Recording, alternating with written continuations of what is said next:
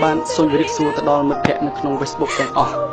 ហើយបទនេះគឺខ្ញុំតែងខ្លួនឯងក៏សូមផ្ញើជូនទៅដល់ពលករដែលមករស់នៅធ្វើការនៅប្រទេសថៃទាំងអស់ស្ដាប់កំសាន្តហើយបទនេះដែរគឺខ្ញុំបិទសំឡេងម្ចាស់ដើមអត់បានអញ្ចឹងសូមជួយទាំងចឹងណាពេលមកដល់ដីថៃចិត្តក្តុកក្ដួលកនឡង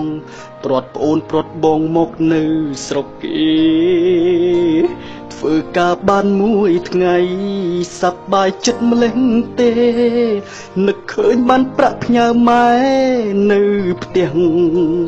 តែអភ័ព្វពេកក្រៃជួបថៅកែបោកប្រាំងរោគរឿងផ្ដេសផ្ដាស់មិនបើកប្រាក់ខែដឹងដុំរួតឲ្យចាប់ខ្ញុំដាក់គុករាប់ខែព្រោះតែខ្ញុំមកធ្វើការខុសច្បាប់ពេលនេះដឹងខុសហើយព្រោះមិនបានធ្វើបាត់ព្រោះគិតតែប្រញាប់ខិតខំប្រឹងធ្វើ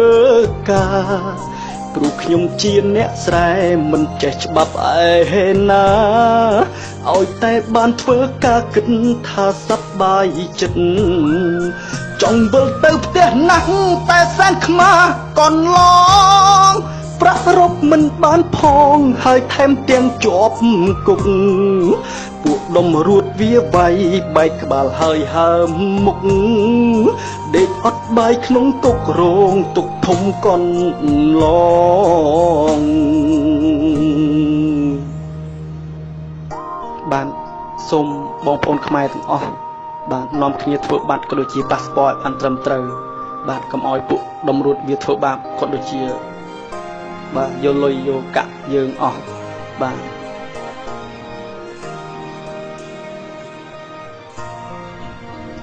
ពីមកដល់ដីថៃចិត្តក្តុកក្ដួលកនឡង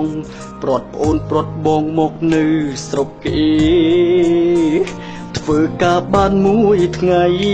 សប្បាយចិត្តម្លេះទេនឹកឃើញបានប្រាក់ផ្ញើម៉ែនៅផ្ទះតែអភ័ព្វពេកក្រៃជួបថៅកែបោកប្រាំងរោគរឿងផ្ដេសផ្ដាស់មិនបើកប្រាក់ខែដឹងដុំរួតឲ្យចាប់ខ្ញុំដាក់គុករាប់ខែព្រោះតែខ្ញុំមកធ្វើការខុសច្បាប់ពេលនេះដឹងខុសហើយព្រោះមិនបានធ្វើបាត់ព្រោះគិតតែប្រញាប់ខិតខំប្រឹងធ្វើ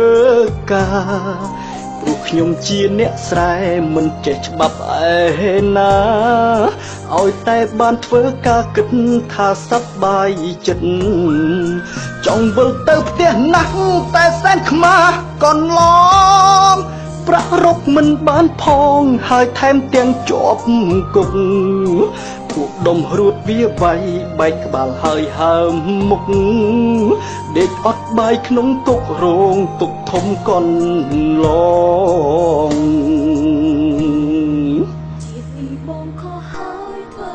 បានគឺបិទសំឡេងចាស់ដើមរបាន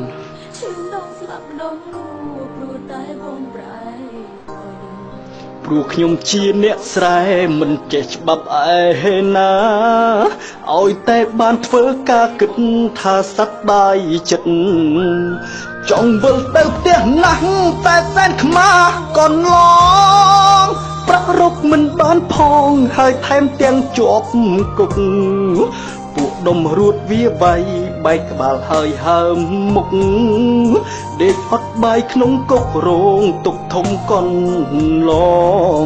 ពួកដុំរួតវាវាយបែកក្បាលហើយហើមមុខ